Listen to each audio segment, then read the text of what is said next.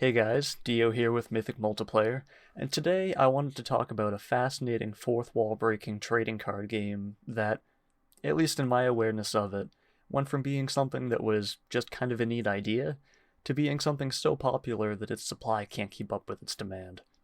Now, there are reasons for this that I'll go into, but right now MetaZoo cards are selling out significantly faster than even Pokemon cards. Let's talk about that. First, a brief history of the game, and then we'll get into the mechanics.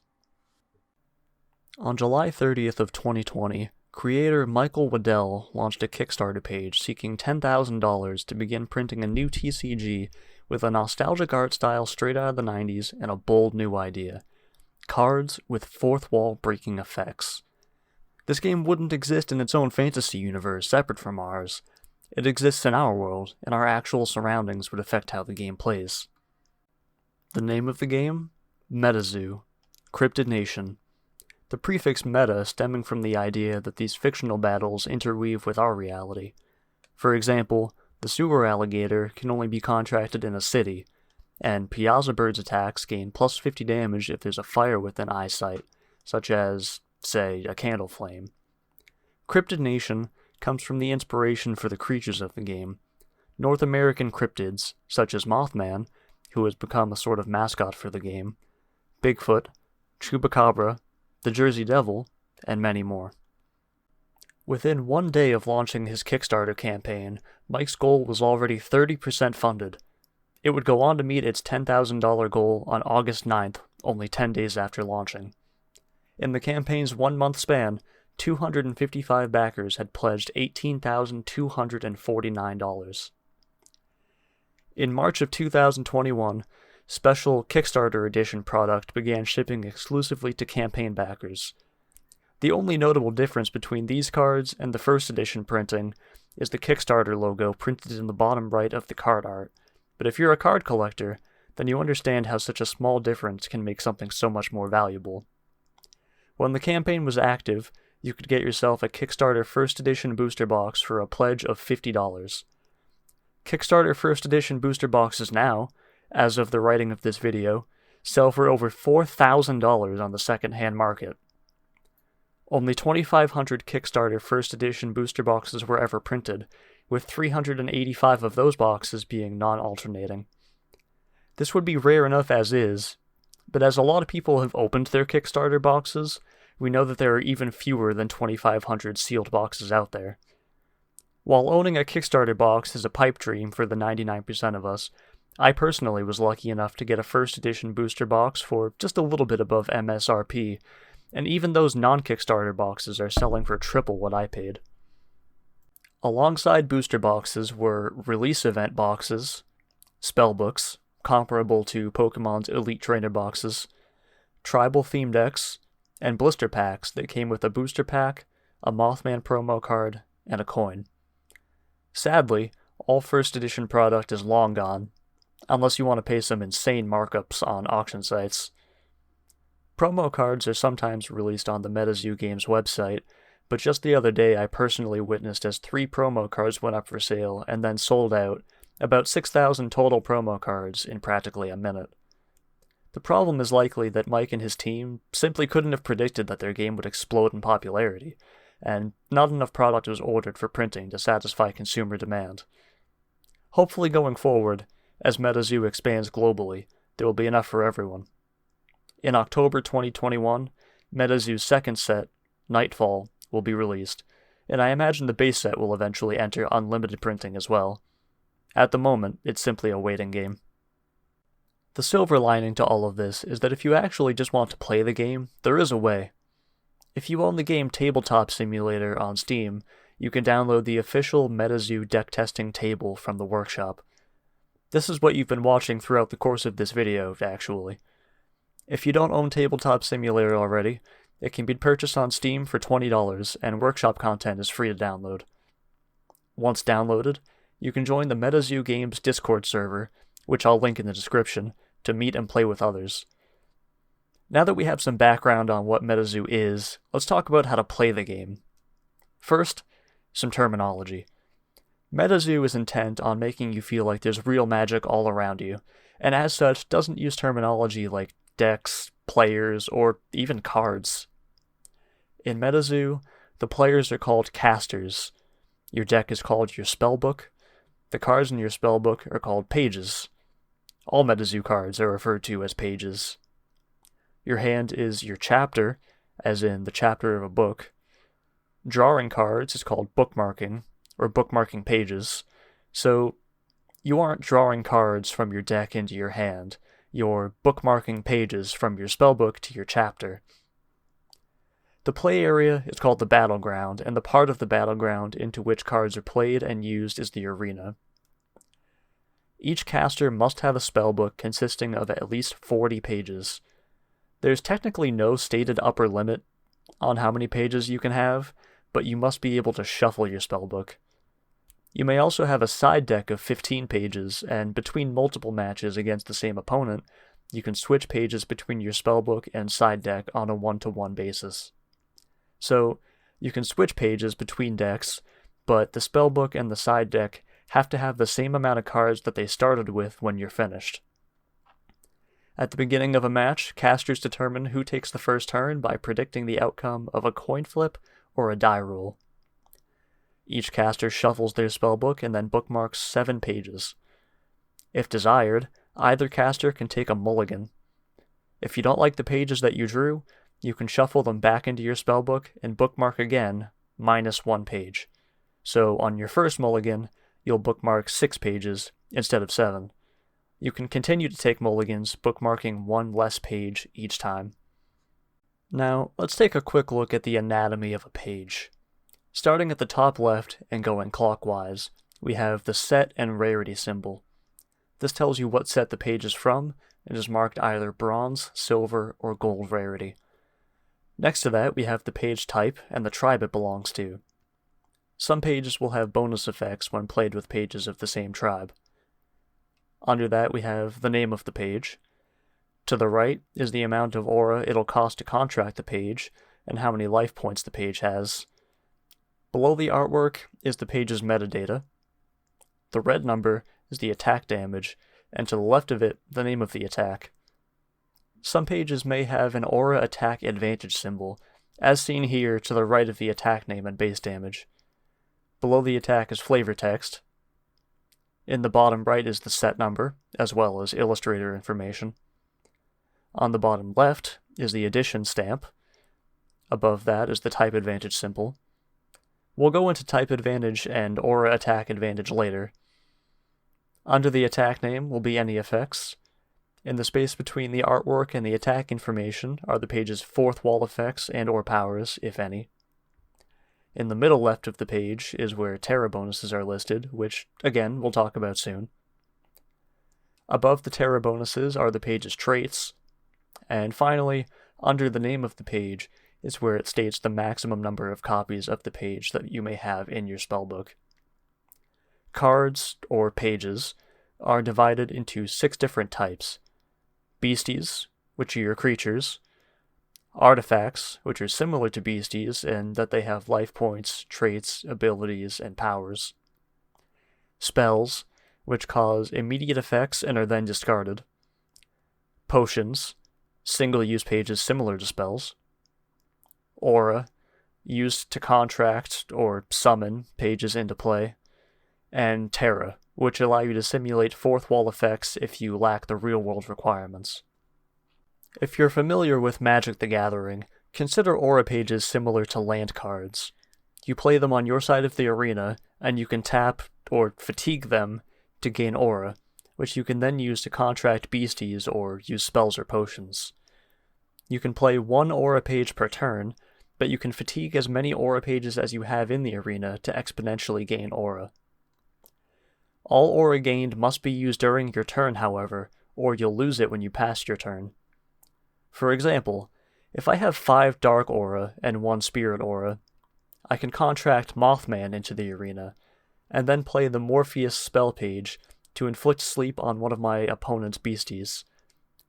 Then, if I should choose, I can use my Mothman to either attack one of my opposing caster's beasties, artifacts, trap pages, possibly equipment pages, or directly attack the opposing caster. See, similar to Yu-Gi-Oh!, the objective of MetaZoo is to reduce your opponent's life points, or LP, to 0. There are technically other win conditions that are possible, but they're complicated and very conditional. You cannot lose by decking out. In MetaZoo, if you run out of pages, you simply keep playing without bookmarking. If both casters deck out, the match ends without a winner. Now, back to Mothman. I can attack my opponent with Winged Attack, which the page says does 100 damage. However, if we look on the left side of the page, we can see Mothman's traits.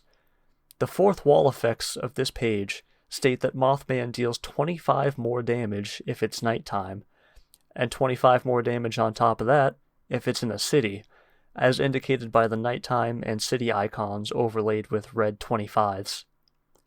This means that if you're physically playing in a city and it's nighttime in the real world, Mothman does a total of 50 additional damage. However, if you don't meet those real-world conditions, then that's where Terra cards come in.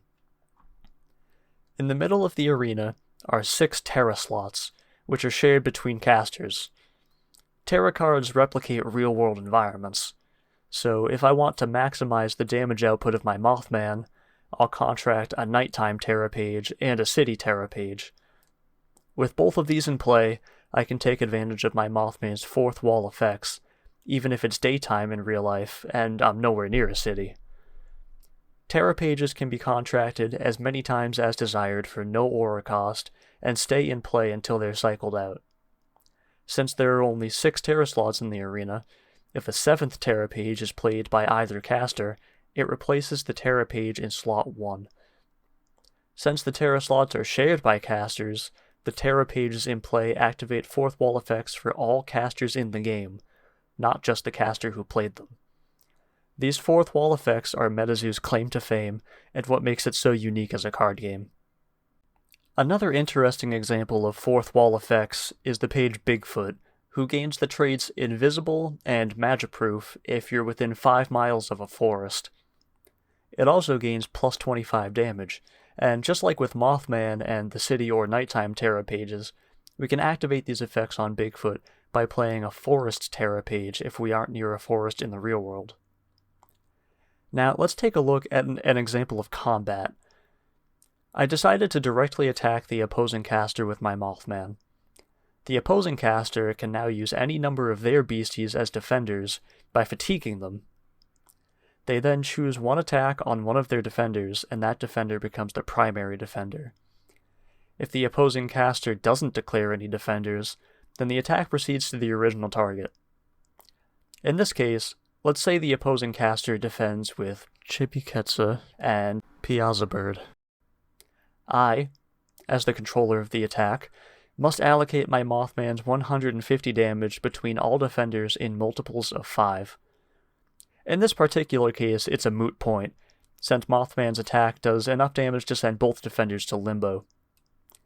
Limbo is the part of the Battlegrounds that beasties and artifacts are sent to when they're destroyed, which is different from the Afterlife, where destroyed aura and Terra pages go, and the Cemetery, which used spells and potions go. Chibi has 10 LP, and Piazza Bird has 90 LP. Once both are destroyed, the remaining 50 damage go to the original target. Combat is a two-way street, however. In the event that a primary defender survives an attack, it attacks back. So let's say the order was reversed. It's my opponent's turn, and they've declared an attack with Quetzalcoatlus. I declare my Mothman as defender. Quetzalcoatlus has the first strike ability, and is the attacker, so Quetzalcoatlus resolves first. Quetzalcoatlus deals 30 damage for Static Beam, plus 10 damage for the Overhead Light. It does not deal plus 50 damage because we're not in a lightning storm. Quetzalcoatlus deals 40 damage total to Mothman. As a side note, this is only possible because Quetzalcoatlus has the Flight ability. Mothman now resolves its chosen attack, which deals 150 damage to Quetzalcoatlus, immediately destroying it. This is a pretty basic example of combat, and with priority and resolution chains, it can get more complicated. I don't want to spend too much time talking about this, but let's take a look at the example of a resolution chain that's used in the revised rulebook. The shorthand here is that casters have the opportunity to play pages even when it isn't their turn, based on who has priority. In this example, Caster 1 targets Caster 2's Killer Clown with a Fireball spell. Caster 2 can now contract the Reflection spell, since its effect allows them to do so whenever an opposing caster contracts a spell and there's a mirror nearby, even if it isn't their turn. Reflection would cause Caster 1's Fireball to not resolve, and on top of that, Caster 2 can now redirect Fireball at a target of their choosing. Priority now goes back to Caster 1. Caster 1 contracts Dampen, which nullifies Reflection. Priority returns to Caster 2. Caster 2 has a Chupacabra in the arena, which has an effect that allows Caster 2 to send Chupacabra to the afterlife at any time to have a beastie or artifact recover LP equal to Chupacabra's current LP. Caster 2 uses Chupacabra's anytime effect to heal Killer Clown.